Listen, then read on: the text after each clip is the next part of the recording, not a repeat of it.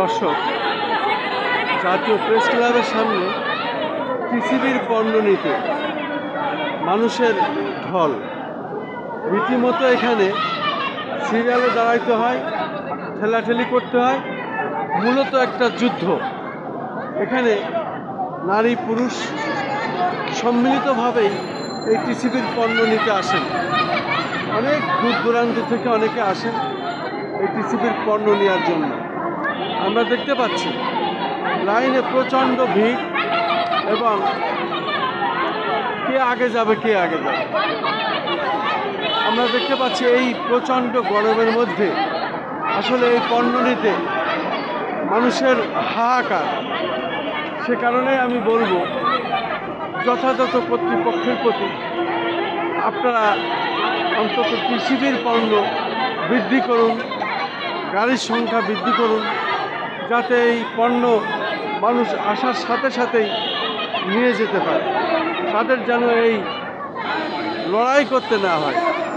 আমি ধারাবাহিকভাবে এটা সাধারণত প্রচার করে যাচ্ছি দীর্ঘদিন ধরে, এবং আজকেও আমি এটা দেখে যাচ্ছি। দেখলে আপনারা বুঝতে পারবেন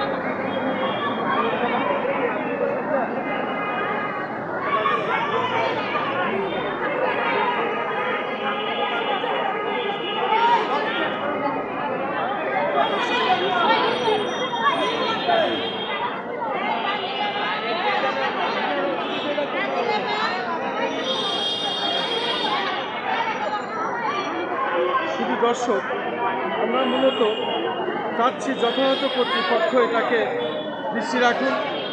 এখানে যেভাবে মানুষের ঢল, মানুষের ভিড়, আসলে এটি তারা দূর দূরান্ত থেকে অনেক নারী পুরুষ এখানে সম্মিলিতভাবে এসেছেন। এটা ধারাবাহিকভাবে দেখাচ্ছে একই রকম সমস্যা। মূলত পণ্য বৃদ্ধি না করলে এই সমস্যার সমাধান হবে না।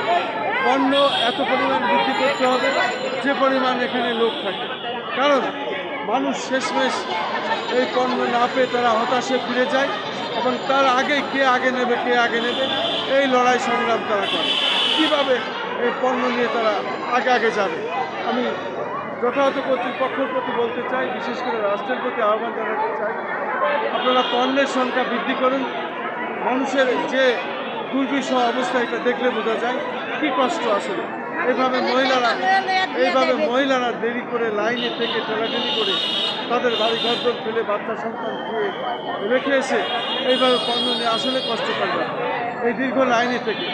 আমি চাই এই হতাশায় কেউ ফিরে না যায়, যেহেতু রাষ্ট্রেরই দায়িত্ব এটা দেখা, আমি সেটাই বলি।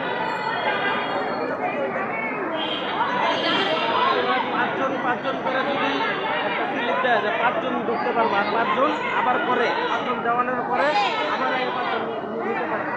লোকজন অনেক দূরে থাকে,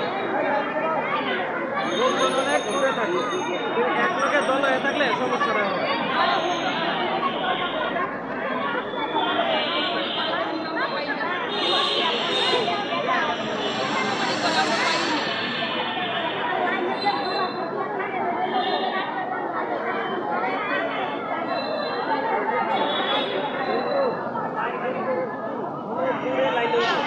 গাড়িটা অনেক দূরে।